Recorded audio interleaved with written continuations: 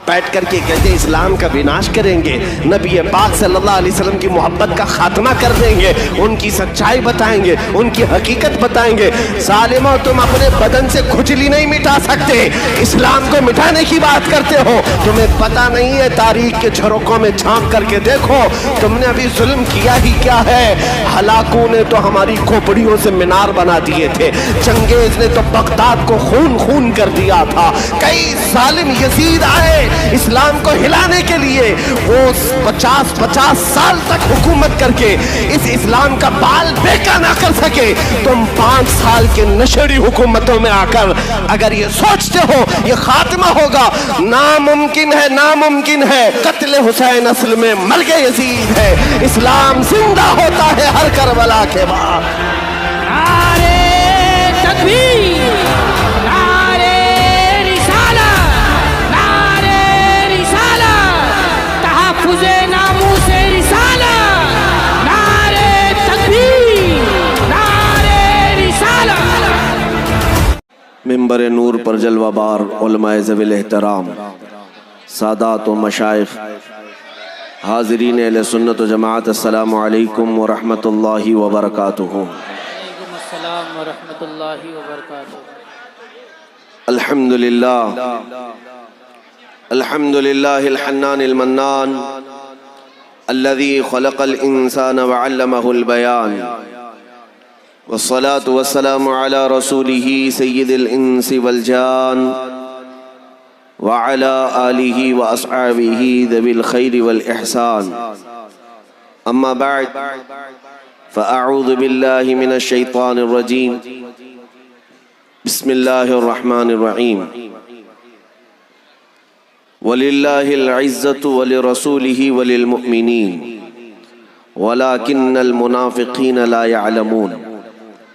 सदक़ल्लाहु मौलानल अज़ीम व बल्लग़ना रसूलुहुन नबियुल अमीनुल मतीनुल मुख़्तारुल करीम व नहनु अला ज़ालिका मिनश शाहिदीन वश्शाकिरीन वल्हम्दुलिल्लाहि रब्बिल आलमीन।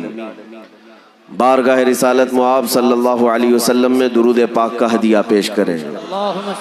अल्लाहुम्मा सल्लि अला सय्यिदिना व मौलाना मुहम्मदिन मअदनिल जूदि वल करम व आलिहि व अस्हाबिहिल किराम व इब्निहिल करीम व बारिक व सल्लिम सलातन दाइमतन सरमदन अबदा। मेरे अजीज़ों, इन हालात में हिंदुस्तान के मुख्तलिफ इलाक़ों का मैंने दौरा किया, बहुत सारे शहरों और बहुत सारे बस्तियों से खिताब भी किया। पिछले 1 साल के अंदर बहुत इलाक़ों में जाने का इत्तेफाक हुआ, लेकिन आपको जो मैं बात अर्ज़ करने जा रहा हूँ वो ये है कि जहाँ पर भी हिंदुस्तान में जाते हैं उनका जोश व जज्बा अपनी जगह पर, लेकिन साथ में ही वो मुंबई की जवानी का भी जिक्र करते हैं और मुंबई के जवानों का भी जिक्र करते हैं। क्योंकि एक बात मशहूर थी कि यहाँ से जो आवाज़ उठती है उसमें धमक होती है। सुभान अल्लाह, सुभान अल्लाह। लेकिन इतने दिनों से इतने बड़े नौजवानों के मजमे से मुलाकात मेरी ना हो सकी, और आज मैं देख रहा हूँ ये खचाखच भरा हुआ गुलिस्तान सुभान अल्लाह, सुभान अल्लाह। इस बात की गम्माज़ी कर रहा है कि अब मुंबई की सरजमीन पर भी बेदारी आ चुकी है। सुभान अल्लाह, सुभान अल्लाह। निकल करके सहरा से जिसने उलट दिया था तख्ते रोमा को, हाय हाय हाय। इकबाल ने कहा है, निकल करके सहरा से जिसने उलट दिया था तख्ते रोमा को, सुना है कुदसियों से मैंने कि वो शेर फिर होशियार होगा। सुभान अल्लाह, सुभान अल्लाह। उस शेर के होशियार होने का वक्त आ चुका है जो अपने आका सल्लल्लाहु ताला अलैहि वसल्लम से बेपनाह मोहब्बत करता है। मैं मुख्तसर सी चीज़ें आपके सामने रखता हूँ जो जहन में उतर जाए। हालात का रोना जो रो रहे हैं आज, यकीनन हर कोई परेशान है इन हालात को लेकर कि क्या होगा। उलमा भी परेशान है, मशाइख भी, तंजीमों के मिली सरबराह भी, और अवाम तो अवाम है। अवामुन्नास का भी यही हाल है कि सब इस हाल में परेशान हैं कि रोज बरोज कोई नया फितना सुनने को मिलता है। रोज बरोज हमारे दिलों को जलाने का काम कहीं ना कहीं से होता है। बाज़ाब्ता ये प्री प्लान सारे काम क्यों किए जा रहे हैं? मुसलमान यहाँ पर अगरचे माइनॉरिटी में है और अकलियत में कहे जाते हैं, लेकिन मुझे बात समझ में नहीं आती। एक बात की तरफ आप कभी ख्याल करते हैं? हमारे हालात ऐसे हैं कि हमारे हालात की तहकीक करने के लिए कमेटियां बनाई गई पिछले कई सालों से। Sachar committee, Shri Krishna committee, supreme court के और हाई कोर्ट के रिटायर्ड जजों से तहकीक कराई गई कि मुसलमानों का क्या हाल है हिंदुस्तान में।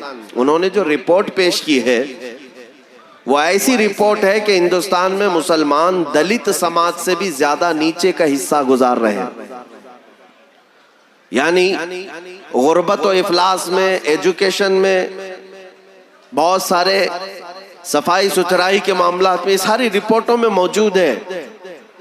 जिस कौम के बारे में ये रिपोर्ट दी गई है कि ये निहत्ते हैं, कमजोर हैं, तवज्जो, इन लोगों के पास एजुकेशन की कमी है, डिपार्टमेंट में इनके कोई नुमाइंदगी नहीं है, सियासत में इनका कोई कायद नहीं है, माल और दौलत में पीछे हैं, जॉबलेस हैं, ये सारी रिपोर्ट मौजूद है। ये जुबानी नहीं, लिखत में मौजूद है। फिर मैं ये सोचता हूं जो कौम इतनी कमजोर है, यहां पर यही सारी मीडिया में डिस्कशन का मौजू क्यों बनी हुई है? ये बात नहीं समझ में आ रही। जो कौम कमजोर है, कुछ नहीं है इसके पास, फिर सुबह से शाम तक ये दज्जाली मीडिया क्यों अजान, बुरके, टोपी, दाढ़ी इन्हीं पर क्यों है? हमें ये सोचना पड़ता है। हमें ये सोचना पड़ता है, जब तुम कहते हो कि ये कुछ भी नहीं है इनके पास और फिर सुबह शाम इनकी माला जपते हो, तो कुछ तो बात है, कुछ तो बात है। जिसको इकबाल ने कहा था, इकबाल ने कहा था, तौहीद की अमानत सीनों में है हमारे, तौहीद की अमानत सीनों में है हमारे, आसान नहीं मिटाना नामो निशा हमारा, कुछ बात तो है कि मिटती नहीं हस्ती हमारी, सदियों रहा है दुश्मन दौरे ज़मा हमारा। हाँ, ये हालात जो आज पैदा हुए हैं, अब मैं आपको बताना चाहता हूं क्यों इस तरह के। ये क्या नया है हमारे लिए? मेरे अजीजों, इकबाल ने ये भी कहा था, सतीजा कार रहा है अजल से ता इमरोज, शरारे बुलहबी से चरागे मुस्तफवी। ये आज का नया मामला नहीं है, रोजे अव्वल से ये मुकाबला देखा जा रहा है, रोजे अव्वल से देखा जा रहा है। मक्का मुकर्रमा में गरीब सहाबा थे मेरे आका के साथ, लेकिन उनको मारा जाता था, उनकी मॉब लिंचिंग होती थी, उन्हें कत्ल किया गया, उनको सूलियों पर चढ़ाया गया। नबी पाक सल्लल्लाहु ताला अलैहि वसल्लम के आशिकों के साथ हमेशा आजमाइश का दौर चलता रहा है, और यही हक्कानियत की जमात ही तो अपना इम्तिहान देने के लिए करबला के मैदान में भी उतरी थी। बहुत मुख्तसर जमात थी, लेकिन बड़े बड़े पहाड़ों से टक्कर लेने के लिए उतरी थी। तो दुनिया ये तारीख हमारी जानती है कि इनके लिए तादाद अहमियत नहीं रखते हैं। हाँ, ये उम्मत मोहम्मदिया क्वांटिटी पे नहीं चलती है, क्वालिटी पे चलती है। सुभान अल्लाह। दुनिया को ये पता है। आज जो हालात का रोना रो रहे हैं, उस पर मैं गुफ्तगू को ले आता हूं। मेरे अजीजों, यूं ही गुस्ताखियां नहीं हो रही हैं, यूं ही इस्लाम, मुसलमानों और कुरान और जाते रसूल को निशाना नहीं बनाया जा रहा है। इसके पीछे बहुत बड़े मामलात हैं। आम आदमी अगरचे न समझता हो, लेकिन मैं आपको बताता हूं, बरसों तक तुम्हें नशा दिया गया है और हर जमाने में यह किया गया है। कई तरह के नशा में रख करके तुम्हें सुन करने की कोशिशें की गई और आज भी की जा रही है। आज मुसलमान मुआशरा जहां जहां भी आबाद है, उनके मोहल्लों को देखो, नशा बेचने वाले, नशा करने वाले, नशा के सप्लायर, सब इनको बनाया गया। आता कहां से, कौन पहुंचाता है? तुम्हारे मोहल्लों में, तुम्हारे इलाकों में ये चीज क्यों डाली गई? मैं नशा का मतलब सिर्फ अफयून, कोकेन और हेरोइन की बात नहीं कर रहा। इससे बढ़कर के जो एडिक्ट बनाया गया है वो इंटरनेट का नशा है। निहायत ही बेहुदगी के साथ नौजवान अपने अखलाक और किरदार का कत्ल कर रहा है। आज तुम्हें पता है ये सारे मामलात क्यों किए जा रहे हैं? आज तुम्हें अंदाजा है? सबसे ज्यादा तुम्हें बेहया और बेअखलाक बनाने के लिए दुनिया तुली हुई, और सारा टिकटॉक का मुजरा सिर्फ तुम्हारी जमात में क्यों आया? ये तमाम बेहयाई के चैनल तुम ही लोग क्यों चलाने लग गए? कोई तो बात है। कुछ साजिशों के शिकार तुम हो गए, तुम्हें अंदाजा तक नहीं। मैं आपको बताता हूं, 1400 साल से पूरी जालिम दुनिया को यह पता है ये मोहम्मद अरबी के गुलाम कभी आमने सामने मुकाबले में नहीं आ सकते। इनसे मुकाबला हम नहीं कर सकते। इनका हाल ये है, मर्द हक बातिल के आगे मात खा सकता नहीं, सर कटा सकता है लेकिन सर झुका सकता नहीं। दुनिया ये जानती है। इनके साथ मुकाबले क्या बदर में नहीं हुए, उहद में नहीं हुए, खंदक में नहीं हुए, तबूक में नहीं हुआ, करबला में नहीं हुए, सलाहुद्दीन के साथ नहीं हुए, शिहाबुद्दीन के साथ नहीं हुए। तारीख सबको पता है कि ये नबी पाक मोहम्मद अरबी सल्लल्लाहु अलैहि वसल्लम के गुलाम है। इनका कत्ल कर देना, इनको ख़त्म कर देना ये हल नहीं है। इसलिए कि इनको 1000 कत्ल करो, ये खुशी से मरने को तैयार है अपने नबी के गुलाम। सुभान अल्लाह, सुभान अल्लाह। सच कह रहा हूँ कि नहीं कह रहा हूँ? दुनिया की वाहिद कौम ऐसी है जो कफन अपना साथ लेकर चलने को फख्र महसूस करती है। सुभान अल्लाह, सुभान अल्लाह। वो लोग होंगे जो मौत से डर कर भागते हों, जिनके बाद मरने के बाद उनको लगता हो कि जलना ही है, जलना ही है, जलना ही है, अंधेरा ही है, अंधेरा ही है। मोमिन मौत से डरता नहीं, इसलिए कि उसे यकीन है कि इधर आंखें बंद होंगी, उधर चेहरे मुस्तफ़ा की ज़ियारत होगी, नूरे मुस्तफ़ा की रोशनी होगी। मोमिन इस बात का खौफ नहीं करता और दुनिया जानती है ये फाका कश मौत से डरता नहीं। जरा दुनिया ने ये आज से 100 साल पहले भी हरबा अपनाया था कि इन्हें तोड़ने के लिए जो चीजें चाहिए वो अखलाकी एतबार से, इनके ईमान पर हमला करने के लिए ये जो जाल बुने गए बेहयाई के, फहाशी के, नशा के, कि तुम्हें तुम्हारे नबी पाक से इतना दूर कर दिया जाए कि तुम्हें हुजूर पाक सल्लल्लाहु अलैहि वसल्लम की मोहब्बत का एहसास भी ना होने पाए, उनके नाम पाक की अजमत और हैबत तुम्हारे दिलों से निकाल ली जाए। 100 साल पहले शायर मशरिक इकबाल ने कहा था, अंग्रेज क्या कहते हैं जानते हैं? ये फाका कश मौत से डरता नहीं, जरा रूहे मोहम्मदी इसके बदन से निकाल दो। उन जालिमों ने कहा था रूहे मोहम्मदी इसके बदन से निकाल दो। ये 1000 टुकड़ों में बदल जाए लेकिन फिर जमा होते हैं। इनको जमा कौन करता है? इनका कोई लीडर नहीं, इनका कोई कायद नहीं, इनकी कोई सियासी प्लेटफॉर्म नहीं, फिर इन्हें जमा कौन करता है? दुनिया के यहूदी कहते हैं सिर्फ नामे मोहम्मद फिर जमा करता है। इनके 1000 इख्तिलाफात होते हैं लेकिन गुंबद खजरा पर किसी का इख्तिलाफ नहीं होता। हुजूर की जात पर ये फिर मुत्तहिद होते हैं। लिहाजा उसी ताकत से इन्हें दूर कर दिया जाए, उसी रसूल से रिश्ते को कमजोर किया जाए, उनके अखलाक से इनको आरी कर दिया जाए कि मुसलमान तो रहे लेकिन निज़ाम मुस्तफ़ा की बात ना करे, अखलाक मुस्तफ़ा की बात ना करे। आज तकरीबन शायद वो अपने इस हरबे में और अपनी इस साजिश में कामयाब हुए होंगे, क्योंकि बेशतर हमारे नौजवानों के चेहरों से इन्होंने पहचान भी खत्म कर दी। आज हमारा नौजवान बाहर घूमता है तो ये पहचानना मुश्किल हो जाता है ये ताजदार मदीना का गुलाम है कि किसी और का गुलाम है। मुश्किल हो गया है, मुश्किल हो गया है। अपनी आइडेंटिटी तुमने खत्म कर दी अपने हाथों से। तुम्हारी दाढ़ी तो सड़कों पे नालियों में बह रही है, तुम्हारी टोपियां तो कहीं और छुपी हुई हैं। तुमने अपने आप को सोचा कि मैं न्यूट्रल बन जाऊं, सेक्युलर बन जाऊं, ताकि वो लोग भी राजी रहें, ये लोग भी राजी रहें। याद रखना, जालिम कुत्तों को अगर तुम राजी करते करते 100 साल भी बिता दो, ये तुमसे हरगिज राजी ना होंगे। तुम्हारा मनसब सिर्फ इतना था, एक बार तुम गुंबद खजरा के मकी को राजी करने की कोशिश करते, मेरा रसूल इतना इतना गैरतमंद है कि तुम्हारी आंखों से आंसू निकलने को भी वो बर्दाश्त नहीं करते। कुरान कहता अजीजुन अलैहि मा अनितुम, तुम्हारा तकलीफ में पड़ना उस रसूल को देखा नहीं जाता। एक बार अगर तुम राजी करने की कोशिश करें, वो आका इतने सखी हैं, ऐसा लजपाल घराना है कि सारे दरवाजे तुम्हारे लिए कुशादा फरमा देते हैं। मेरे आका तुम्हारे लिए सारी इज्जतें फिर से अल्लाह करीम की बारगाह में सिफारिश के जरिए दिलवा देते हैं।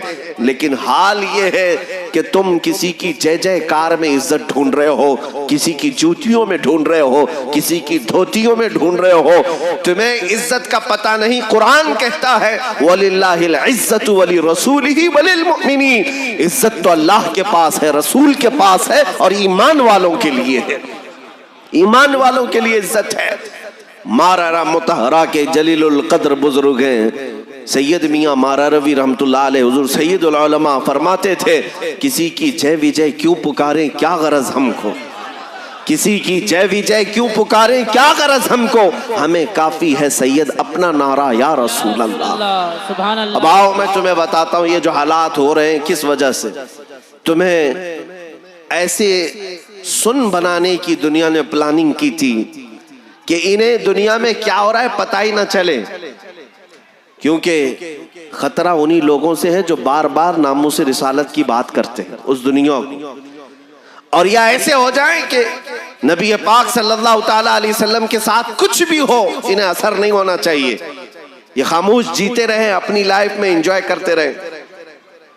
इन हालात को लाने के लिए तुम्हें नशा में रखा गया, तुम्हें इंटरनेट का एडिक्ट बना दिया गया, तुम्हें बेहया कर दिया गया, फिल्मों से ग्लैमर की दुनिया का आशिक बना दिया गया। हमारे बच्चे, हमारे नौजवान जीन्स फाड़ करके, बालों में डिजाइन करके, किसी का फैन बन करके फख्र करने लग गए। उनको ऐसा लगने लगा मैं पॉश वर्ल्ड में जी रहा हूं, मैं बहुत हाई फाई लाइफ जी रहा हूं। उन्हें पता नहीं तुम्हारी जो हाई फाई लाइफ की बात कर रहे हो ये सिर्फ तुम्हारे जवानी के अयाम है बस। ये ग्लैमर की दुनिया तुम देख रहे हो, चाहे वो स्टार्स को देख करके तुम फरेफ्ता हो जाते हो, क्या इनकी इज्जत है। मेरे अजीजों वो भीड़ है, इज्जत नहीं है, वो भीड़ है। तुम पर्दे सीमी पर, टेलीविजन पर थिरकने वाले चंद औबाशों को देखकर पागल हो गए, दीवाने हो गए कि इज्जत इनकी है, हमें भी ऐसी खाना चाहिए, हमें भी ऐसी पहनना चाहिए, हमें भी ऐसी डिजाइन करना चाहिए। वो फाड़ के पहने तो हम भी फाड़ के पहने, वो नंगे घूमे तो हम भी नंगे घूमे। तुम कहां चल पड़े? तुम्हें पता है तुम किसकी अमानत हो? तुम रसूलुल्लाह की अमानत हो। तुम्हें दुनिया में इसलिए नहीं भेजा गया कि चंद मुजरा करने वालों को देखकर तुम पागल हो जाओ, बल्कि ऐ नौजवानों, तुम्हारा आइडियल तो सैफुल्लाहिल मसलूल खालिद बिन वलीद है, तुम्हारा आइडियल तो सुल्तान सलाहुद्दीन अय्यूबी है, तुम्हारे आइडियल वो औलिया कामिलीन हैं। देखो मुझे बताओ, आज मैं प्रैक्टिकली बताता हूं, जिनके हाथ तुम इज्जत ढूंढ रहे हो, इनका बुढ़ापा आने दो, इनको तो नौकरी से भी हटा दिया जाता है, इनकी वो चमक दमक बाकी नहीं रहती और तुम भी फिर किसी और के फैन बन जाते हो। नया जवान आ जाए, कोई नया एक्टर आ जाए, नई एक्ट्रेस आ जाए, हम उसके पीछे चलेंगे। बूढ़ों को छोड़ दिया गया। अरे हुस्न जहां खत्म हुआ, भीड़ भी खत्म हुई। तुम जिसको इज्जत कर रहे थे, लेकिन आओ मेरे मुस्तफा के कदमों में, हुजूर के गुलामों को देखो। नबी पाक पर जिसने अपनी जिंदगी कुर्बान की, वो जितना बूढ़ा हो जाए उतनी इज्जत बढ़ती है, जितना बूढ़ा हो जाए उतनी इज्जत बढ़ती है। यहाँ कौन ऐसा नहीं है जो अपने दिलो जान से इश्क ना करता हो। हुजूर ताजु शरिया बदरुत तरीका, ताजु शरिया को देखी हुई आंखें मौजूद होंगी। अरे 70 साल की उम्र के बाद भी हुस्न का आलम यह है कि लाखों मर मिटने को तैयार हैं। क्या आज हमारे मशाइख नहीं मौजूद हैं? मारा मुतहरा में मौजूद हुजूर अमीन मिल्लत को जाकर देखो, कछोछा मुकद्दसा की शान हुजूर शेखुल इस्लाम को भी जाकर देखो। ये वो मशाइख हैं जिनकी उम्र 80 साल को हो गई, लेकिन खूबसूरती में कोई कमी नहीं आई। ऐसा नहीं है कि आज उनको देखने वाला जमाना नहीं है, बल्कि इनकी उम्रें जितनी बढ़ती जाती हैं जमाना उतना ही दीवाना होता जाता है। वजह यह है कि इन्होंने इज्जत ये ग्लैमर की दुनिया से नहीं बनाई थी, इन्होंने इज्जत मेरे मुस्तफा के कदमों से बनाई थी। सुभान अल्लाह, सुभान अल्लाह। इज्जत मेरे आका के कदमों में है। मैं फिर आता हूं अपनी बात पर, फिर आता हूं। आज जो हालात पैदा किए जा रहे हैं ये तुम्हें आजमाने के लिए कि अब तुम्हारे अंदर कितनी वफा बाकी है, तुम्हारे अंदर एहसास अभी कितना बाकी है, ये देखने के लिए। अब आपको एक मिसाल के जरिए से बताऊं, एक डॉक्टर किसी को बेहोश होने का इंजेक्शन दे रहा है या सुन होने की गोली खिला रहा है। जब तुमको उसने गोली खिलाया, इंजेक्शन किया, अब उसे पता कैसे चले कि तुम बेहोश हो गए हो? वो तुम्हें चूंटी काट के देखेगा, सुई चुभा कर देखेगा, कैंची लगा के देखेगा। हाँ, तुम्हें वो कैंची लगाकर, सुई लगाकर या चूंटी काट कर देखेगा कि होश है या खत्म हुआ। अगर तुम्हारे अंदर हरकत बाकी है तो उसे लगेगा अभी पूरा बेहोश नहीं हुआ, अभी पूरा बेहोश नहीं हुआ है। पूरा बेहोश होने के बाद तो काट पीट करेंगे ना, अभी बाकी है तो फिर इंजेक्शन देंगे, फिर गोलियां खिलाएंगे। मेरे अजीजों, पिछले 10-20 साल से जो तुम्हें नशा दिया जा रहा था, जो तुम्हें एडिक्ट बनाया गया था, आज ये चेक किया जा रहा है हुजूर की गुस्ताखी करके कि ये अभी बेहोश हुए कि नहीं हुए। ये कैंची से काट करके जो देखता है डॉक्टर, ये आज काट के देखा जा रहा है। अल्लाह की शान में गालियां दो, कुरान को कोसो, इस्लाम के खिलाफ बोलो, फिर देखो इसमें बेहोश कितने हुए और कितने होश में हैं।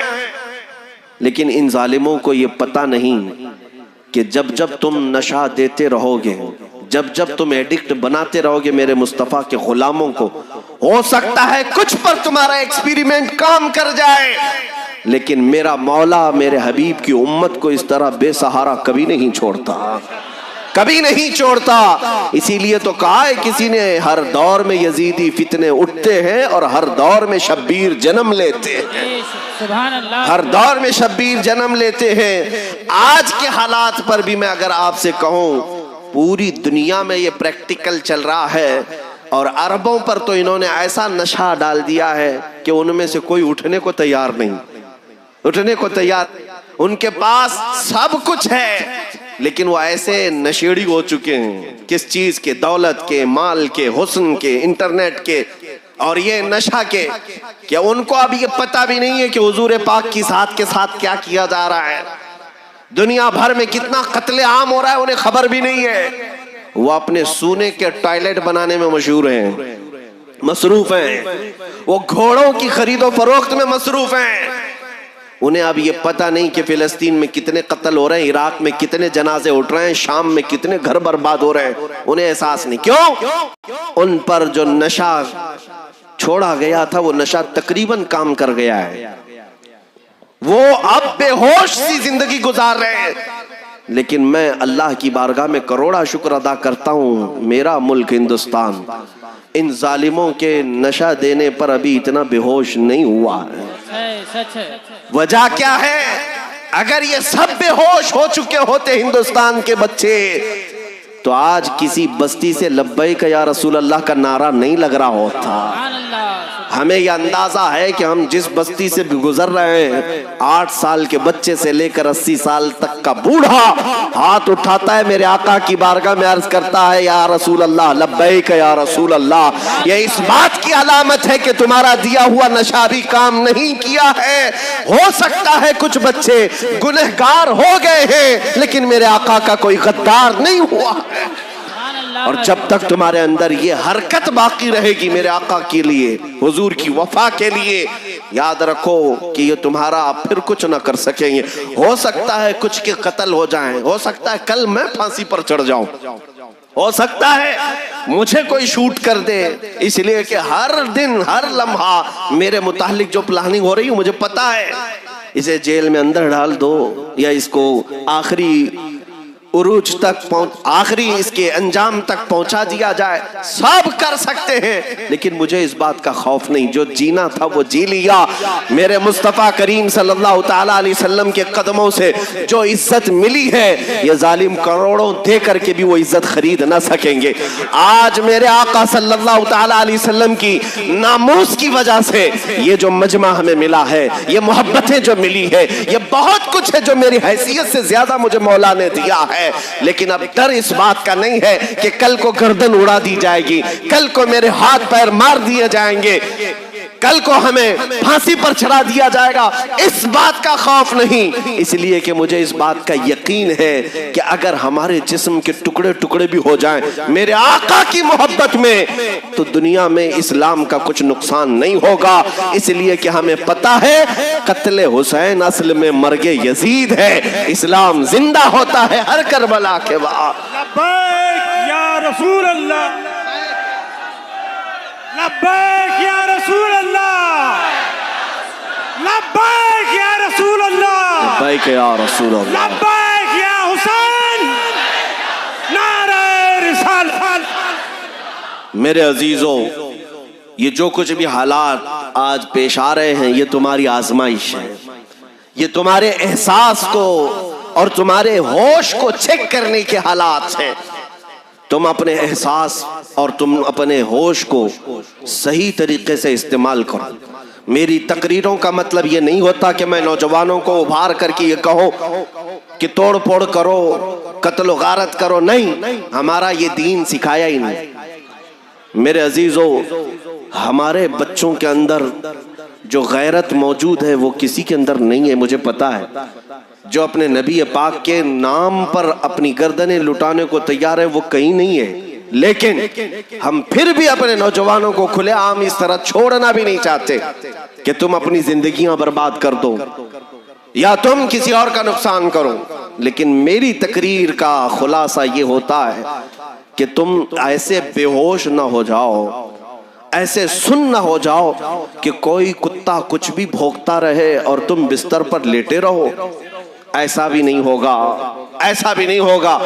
उसके जवाब के कई तरीके तुम्हारे पास मौजूद हैं। तुम अगर मेरे मुस्तफ़ा करीम की जात पर उंगली उठाते हो, आओ तुम हुजूर पाक सल्लल्लाहु अलैहि वसल्लम के नाम के बारे में कहते हो, अब इतनी मेहनत हमारे बच्चे करके दिखाएं कि जिस गली से गुजरे मोहम्मद मोहम्मद की सदाया है सल्लल्लाहु अलैहि वसल्लम।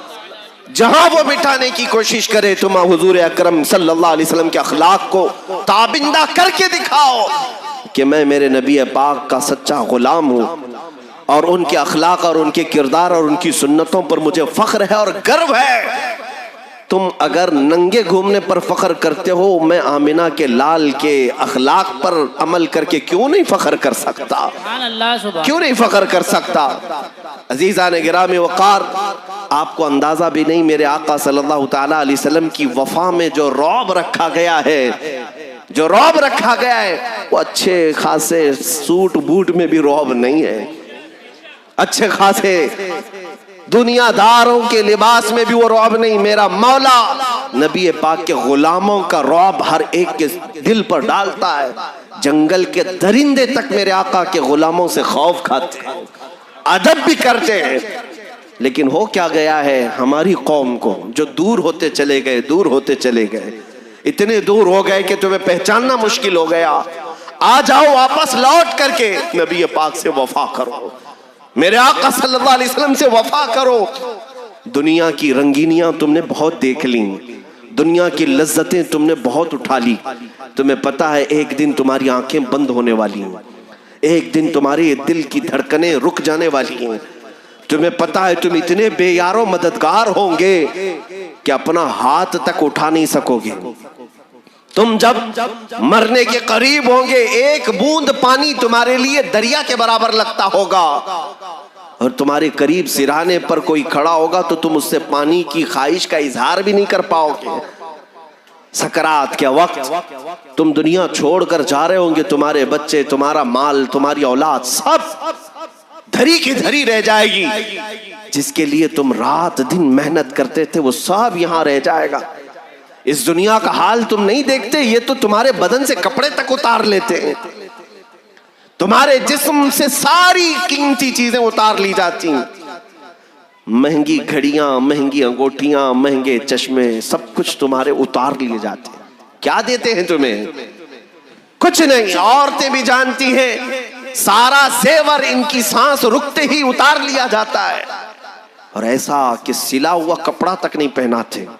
और जब लेकर जाते हैं कब्र में तुम्हें, मैं तुम्हें याद दिलाता हूं मेरे अजीजों, तुम बहुत मर्तबा कब्रिस्तान गए होंगे, अपने हाथों से मुर्दे दफनाए होंगे, देख कर क्या हो कब्रों पर, चाहे दुनिया का कितना मालदार आदमी क्यों ना हो, जब तुम अपने हाथों से उसे कब्र में लिटा कर आते हो, क्या उसे एक तकिया, एक बोरिया, एक चादर दे आते हो? एक बोरिया तक नहीं बिछाते, उसको ऐसी ही नंगी मिट्टी पर लिटा कर आ जाते, तकिया भी नहीं देते, ओढ़ने की चादर भी नहीं देते, उस पर मजीद इतनी छोटी कब्र की करवट लेने की जगह भी नहीं छोड़ते, उस पर भी मजीद ये कि तख्तियां बंद करने के बाद रोशनी आने के लिए एक सुराख भी नहीं छोड़ते। क्या आज तक देखा आपने कब्र में किसी को कि हमारा बाप हो, हमारा भाई हो, हमारा बेटा हो, कोई भी हो, दफन हो रहा हो, 100-500 रुपए रख के आ जाते हैं, 1000-2000 रुपए उसके साथ छोड़ के आ जाते हैं, 1 लाख रुपए कब्र में रख के आ जाते हैं, इसका काम आएगा। आम बंदा भी जानता है कि अब ये दौलत उसके कोई काम नहीं आने वाली, चाहे मैं लाख रुपए रख के आऊं, करोड़ रुपए रख के आऊं, अब हमारे जाने के बाद जो फरिश्ते इनके पास आने वाले वो रिश्वत लेने वाले नहीं है, वो रिश्वत वाले नहीं है। तुम सबको पता है हमारे साथ यही हाल होने वाला है, सबके साथ, सबके साथ। ये दुनिया छोड़कर जाओगे, सब धरी की धरी रह जाएगी। लेकिन तुम्हें पता है, मैं एक हदीस बताता हूं आपको, मेरे आका सल्लल्लाहु अलैहि वसल्लम इरशाद फरमाते हैं, कब्र में रखने के बाद और कब्र बंद करने के बाद मुर्दे को सबसे ज्यादा ख्वाहिश किस बात की होती है जानते? मुर्दा ये चाहता है कि मेरे रिश्तेदार थोड़ी देर मेरी कब्र के आसपास बैठे रहें, ताकि वो बैठे रहेंगे तो मेरे दिल को करार आएगा, सुकून आता रहेगा। लेकिन हाय अफसोस, कोई रिश्ता बैठने को तैयार नहीं होता। कौन बैठता है कब्रों पर? कौन बैठता है? बहुत ज्यादा अगर कोई बैठ भी गया, घंटा 1.5 घंटा बैठेगा, वापस अपने घर चला आएगा। हमारे साथ भी यही होगा जब हमें छोड़कर हमारे रिश्तेदार, अजीज, दोस्त दफन करके चले आते हैं, तुम हसरत से उनको देखते रह जाओगे, वो उल्टे पांव चलते चले जाएंगे, तुम्हारे कफन पर मट्टी डालकर चले जाएंगे, और कब्र को इतना टाइट बंद करके आएंगे कि उठ भी नहीं सकते। लेकिन मेरे आका सल्लल्लाहु अलैहि वसल्लम फरमाते हैं, उनके जाने के, उनके चप्पलों की आवाज तक तुम कब्र में सुनते होंगे। तुम्हें सब पता होगा कि कितने लोग आए, कितने लोग गए। इतना अंधेरा कि हाथ भी नहीं देख सकते, कब्र की तारीकी। लेकिन ये बातें मैं क्यों कह रहा हूं? तवज्जो।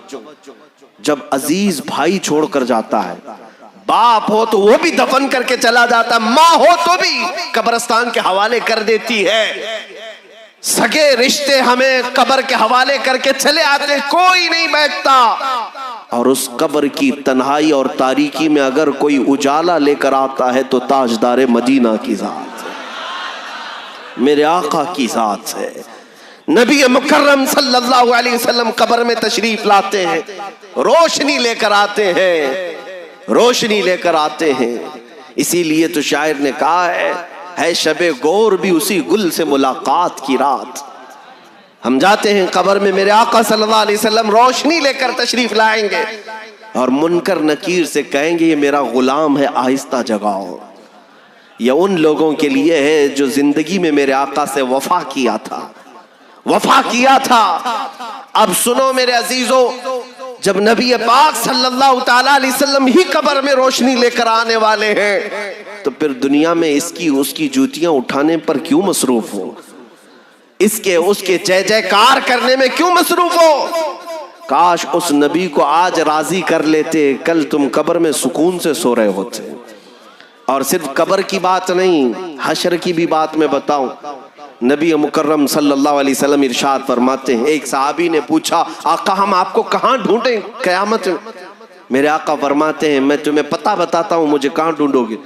जब उम्मत मेरी बहुत प्यास से बिलख रही होगी, हौज़े कौसर पर मैं अपने हाथों से पानी पिला रहा हूं, मुझे वहां ढूंढ लेना, वहां ढूंढ लेना। अगर मैं वहां नहीं मिला तो मीज़ान अमल, जहां लोगों के आमाल तोले जा रहे हैं, वहां पर देख लेना मैं अपने उम्मतियों के आमाल को बढ़ाने में मसरूफ होऊंगा कि उनकी बख्शिश हो जाए किसी तरह, वहां ढूंढ लेना। अब फिर मेरे आका फरमाते हैं अगर मीज़ान अमल पर भी नहीं मिला तो पुल सिरात के करीब देख लेना मैं अपने उम्मतियों को आसानी से गुजार रहा होगा। जो न भूला हम गरीबों को रजा, याद उसकी अपनी आदत कीजिए। ऐ अजीज नौजवानों, जो रसूल पाक तुम्हारी कब्र में भी तुम्हें तन्हा ना छोड़े, तुम्हें हश्र में भी तन्हा ना छोड़े, तुम्हारी प्यास बुझाने के लिए आए, तुम्हारे आमाल को भारी करने के लिए आए और मीज़ान अमल पर तुम्हें नजात दिलाने के लिए आए, क्या तुम्हें यह ज़ेब देता है कि आज दुनिया में उसी नबी को छोड़कर किसी और के अखलाक पर तुम जाओ? क्या आज तुम्हें यह ज़ेब देता है कि उस नबी पाक की गुलामी को ठुकरा कर किसी और की गुलामी का कलादा अपने गले में पहनो? हरगिज नहीं मेरे अजीजों। इसलिए मैं कहता हूं, सुनो उस बरेली के इमाम से जो आज से 100 साल पहले नसीहत ये दे करके गया था। ऐ नौजवानों, जब तुम्हें पता है पहुंचना उसी रसूल के पास है तो फिर इस नसीहत पे क्यों नहीं अमल करते? आज ले उनकी पनाह, आज मदद मांग उनसे, आज ले उनकी पनाह, आज मदद मांग उनसे। कल न मानेंगे क़यामत में अगर मान गया। उन्हें जाना, उन्हें माना, न रखा गैर से काम, लिल्लाहिल हम्द मैं दुनिया से मुसलमान गया। अज़ीज़ान गिराम वक़ार, नबी पाक सल्लल्लाहु तआला अलैहि वसल्लम के सहाबा ने जो इज्जत पाई वो कहां से पाई, किस बुनियाद पर इज्जत पाई? बिलाल हबशी, हबशा के रहने वाले, काले जो हबशा के होते हैं, हजरत बिलाल हबशी। लेकिन आज कोई उनका नाम तौहीन से लेगा, उनकी तौहीन करेगा तो इस्लाम से निकल जाएगा। वो हबशा के हैं, काले हैं, लेकिन चांद भी उन पर रश्क करता है। और बिलाल हबशी को मेरे आका ने खाने काबा की छत पर चढ़ाया और दुनिया को ये बताया कि इज्जत मुस्तफ़ा के कदमों में है, रसूल पाक के कदमों में है। हुजूर से वफा करो, तुम्हें बुलंदियां उरूज मिलकर रहेगा।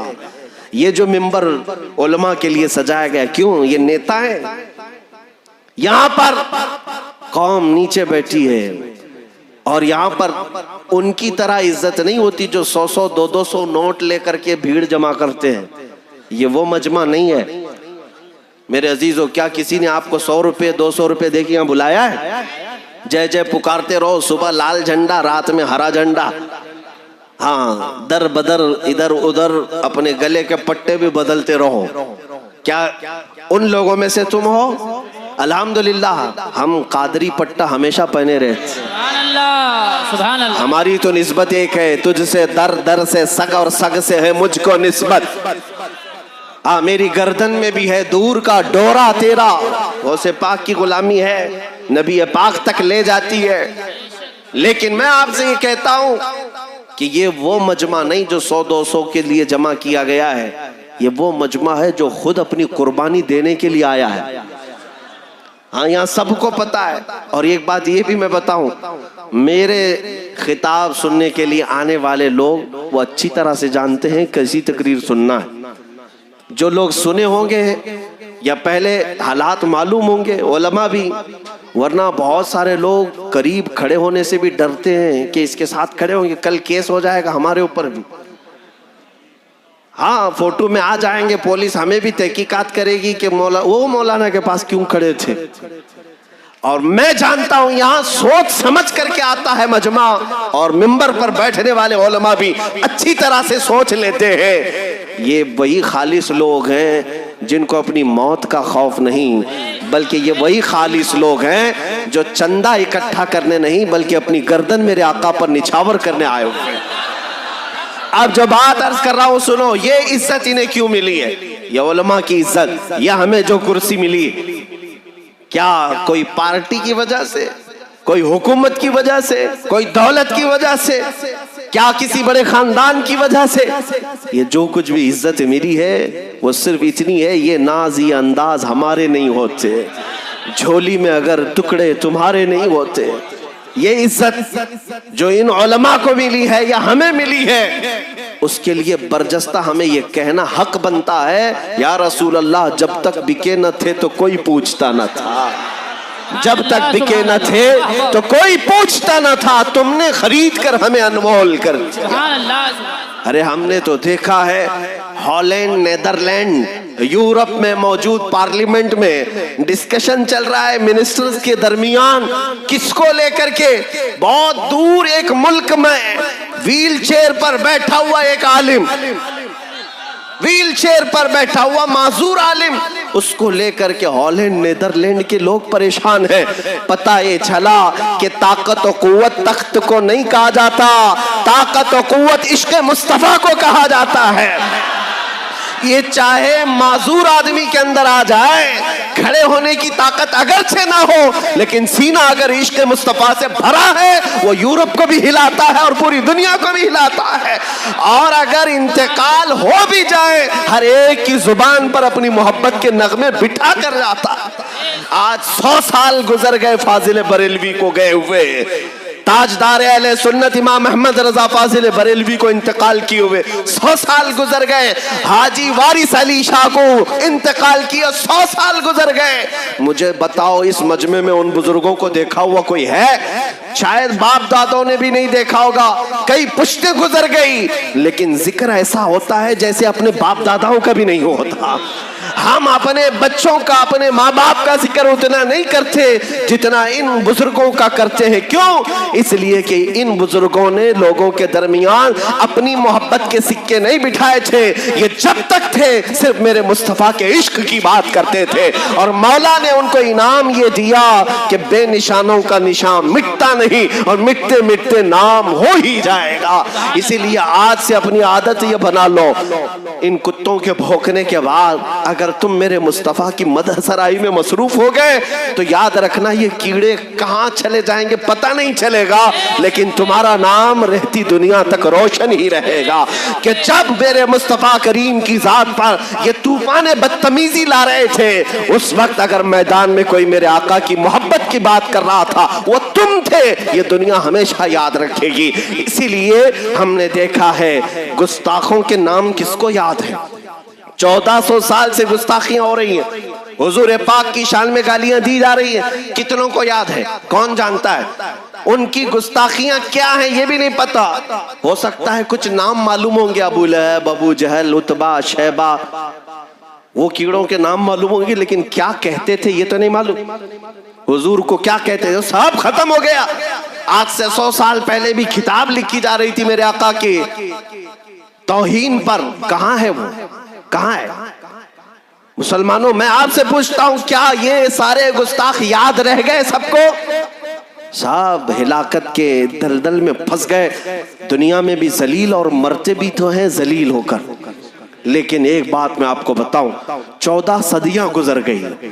मेरे आका की बारगाह में बैठ करके हस्सान बिन साबित ने जो कहा था, व अहसनु मिनका लम तरक़त आइनी व अजमलु मिनका लम तलिद निसाउ खुलिक़त मुबर्रअन मिन कुल्लि ऐबिन कअन्नका क़द खुलिक़त कमा तशाउ। या रसूल अल्लाह, आपसे ज्यादा हसीन मेरी आंखों ने देखा ही नहीं, आपसे ज्यादा खूबसूरत किसी माँ ने जना ही नहीं। अल्लाह ने हर ऐब से आपको पाक पैदा किया है। ये जुमले 1400 साल पहले के हैं, लेकिन हर आशिक को आज याद है। पता ये चला हुजूर की गुस्ताखियां करने वाले मिट जाते हैं और नाम लेने वाले हमेशा जिंदा रहते हैं। मिट गए मिटते हैं, मिट जाएंगे आता तेरे। या रसूल अल्लाह, न मिटा है न मिटेगा कभी चर्चा तेरा, रहेगा यूं ही उनका चर्चा रहेगा। बड़े खाक हो जाए जल जाने वाले। या रसूल अल्लाह, तू घटाए से किसी के न घटा है न घटेगा, जब बढ़ाए तुझे अल्लाह ताला तेरा। अब बात आ गई है, मैं अपनी गुफ्तगू को समेटता हूँ, खत्म इख्तिताम की तरफ ले आता हूँ। मैं ज्यादा तवील गुफ्तगू करने का आदी नहीं। अब जो गुस्ताखियां हो रही हैं इनको एक साइड रखो, इन कीड़ों की मौत बहुत करीब है। अल्लाह ताला इब्रत इबरतनाक अंजाम तक इनको पहुंचाएगा। रहती दुनिया तक मौला इन्हें इबरतनाक अंजाम तक पहुंचाकर लोगों के लिए इबरत का नमूना बनाएगा। इंशाअल्लाह वो दिन देखेंगे। अबू जहल, अबू लहब, उतबा, शैबा जिस तरह की जिल्लत और खारी के शिकार होते रहे, ये जालिम कुत्ते भी उन्हीं जिल्लत और खारी के शिकार होते रहेंगे। और उन लोगों के लिए जो बार बार बैठ करके कहते हैं इस्लाम का विनाश करेंगे, नबी पाक सल्लल्लाहु अलैहि वसल्लम की मोहब्बत का खात्मा कर देंगे, उनकी सच्चाई बताएंगे, उनकी हकीकत बताएंगे। जालिमों, तुम अपने बदन से खुजली नहीं मिटा सकते, इस्लाम को मिटाने की बात करते हो। नबी पाक सल्लल्लाहु अलैहि वसल्लम का ये प्यारा दीन इतना मुकद्दस है कि इसकी जड़ें तहतुस्सरा में है, इसकी शाखें औजे सुरैया पर हैं। तुम इस दरख्त को हिलाने की बात करते हो। इस्लाम तेरी नब्ज ना डूबेगी हश्र तक। तेरी रगों में रवां खून है चार यार का, तेरी रगों में रवां खून है चार यार का, इसका पत्ता भी नहीं हिलेगा। तुम्हें पता नहीं है, तारीख के झरोकों में झांक करके देखो, तुमने अभी जुल्म किया ही क्या है। हलाकू ने तो हमारी खोपड़ियों से मीनार बना दिए थे, चंगेज ने तो बगदाद को खून खून कर दिया था। कई जालिम यजीद आए इस्लाम को हिलाने के लिए, वो 50-50 साल तक हुकूमत करके इस इस्लाम का बाल बेका ना कर सके। तुम 5 साल के नशरी हुकूमतों में आकर अगर ये सोचते हो ये खात्मा होगा, नामुमकिन है, नामुमकिन है। हमारे टुकड़े भी हो जाएंगे इंशाअल्लाह। हम ये ऐलान करेंगे, कत्ले हुसैन असल में मलके यजीद है, इस्लाम जिंदा होता है हर करबला के बाद। नारे तकबीर, नारे रिसालत, नारे रिसालत, तहफ्फुज़े नामूसे रिसालत, नारे तकबीर, नारे रिसालत। उस बारगाह मुस्तफा का हुस्न बयान करने वाले एक दो नहीं, पूरी दुनिया में गुस्ताखों को ढूंढोगे तो ये उंगलियों पर मिलेंगे, उंगलियों पर। और इनका हाल ये है कि इनको 8 साल के बच्चों से भी डर लगता है। ऐश खत्म, नींद खत्म, सुकून खत्म। हाँ, हुजूर की शान में गालियां देकर छुप छुप कर फिरते हो, डर डर करके फिरते हो, फिर कहते हो ये मार डालेंगे, मार डालेंगे। हम में से कौन मार डालने की बात कर रहा है? हुजूर की गुस्ताखी करने के बाद तुम्हें पता है दुनिया का चैन और सुकून खत्म हो गया, गारत खत्म हो गई, सब गारत हो गई। आखिरत का अंजाम तो अभी बाकी है, आखिरत का बाकी है। यहाँ इन जालिमों की सिचुएशन तुम खुद देख लो। गालियां देने वाले गुफे में छुपे रह गए और हुजूर की इज्जत की बात करने वाला हजारों के मजमे में तन्हा घूम रहा है। अल्हम्दुलिल्लाह, मुझे इस बात पर फख्र है। मैं जिस जगह जा रहा हूँ, फूलों की बरसात ये इसलिए नहीं कि कोई बड़े बाप का बेटा है, बल्कि हुजूर पाक की निस्बत की वजह से है। हमने दुनिया में जब ये इज्जत देखी है हुजूर की बात करने वाले की, तो अभी हश्र में देखना बाकी है। आला हजरत को हम सुनते आए हैं, अर्श हक है मसनद रिफात रसूलुल्लाह की, हश्रत में देखनी है इज्जत रसूलुल्लाह की। कहाँ देखनी है?